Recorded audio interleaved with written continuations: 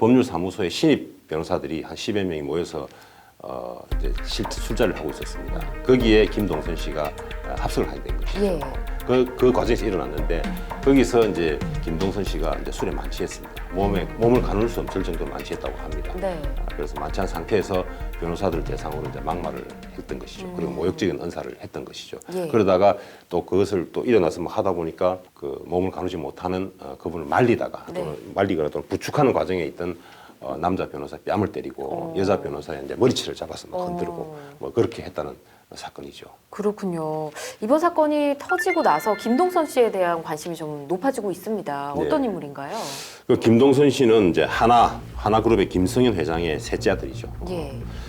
그리고 오너가의 3세이기도 합니다. 그래서 전직 승마 국가대표 선수이기도 했습니다. 예. 그래서 광주 아시안게임, 인천 아시안게임 등에서 우리 이제 남자 승마 국가대표로 활동을 했었습니다. 예. 재벌가 아들이고 뭐 술기운이라고 하지만 이런 일이 일어나서는 사실 안 되잖아요. 예, 근데 그렇습니다. 김동선 씨 이런 폭행적인 행동이 처음이 아니라면서요? 네, 그렇습니다. 처음이 아닙니다. 이제 김동선 씨가 지난 음주 난동 사건으로 또 징역 8개월에 집행유예 2년, 예. 그리고 사회봉사 명령 80시간 선고받은 바가 있죠.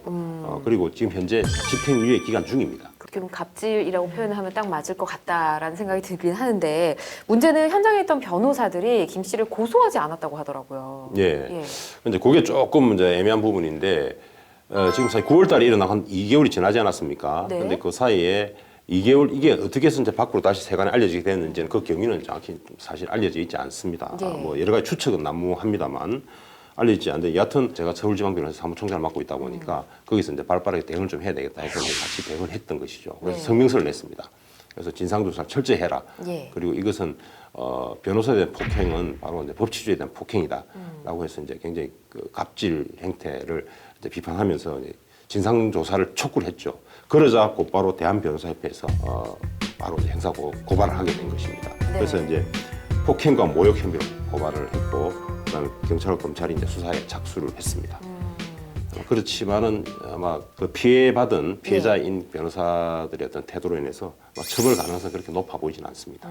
처벌 가능성은 높아 보이지 않는다. 예. 피해자들이 뭐 직접적으로 고소를 하지 않아서 그런 건가요? 예, 그렇습니다. 그게 또 지금 현재 고발이 된 상태고, 예. 그래서 지금 폭행과 모욕 혐의로 이제 고발이 돼 있는데, 폭행죄는 우리가 말하는 반의사 불벌죄라고 합니다. 그래서 피해자의 의사에 반해서는 처벌할 수가 없고, 예. 그럼 모욕죄는 또 친고죄입니다. 그래서 무슨 말이냐면 피해자의 고소가 있어야만 처벌할 수 있는 것입니다. 그래서 이건 둘 다 이제 피해자의 의사하고 굉장히 밀접한 관련이 있는 것이죠. 그런데 현재 제가 들리는 얘기로는 피해자들과 그다음에 지금 가해자 측과 지금 합의가 이루어졌다고 하죠. 그래서 처벌을 원하지 않는다라는 의사가 수사기관에 지금 전달된 것으로 2명 정도가 전달한 것으로 그렇게 제가 알고 있습니다. 그렇군요. 근데 또 앞서 언급을 하셨듯이 집행유예 기간 중에 일어난 사건이잖아요. 예. 만약 이 기간 중에 일어난 이런 범죄 행위 이런 거에 대해서는 처벌 수위가 좀 높지 않나요?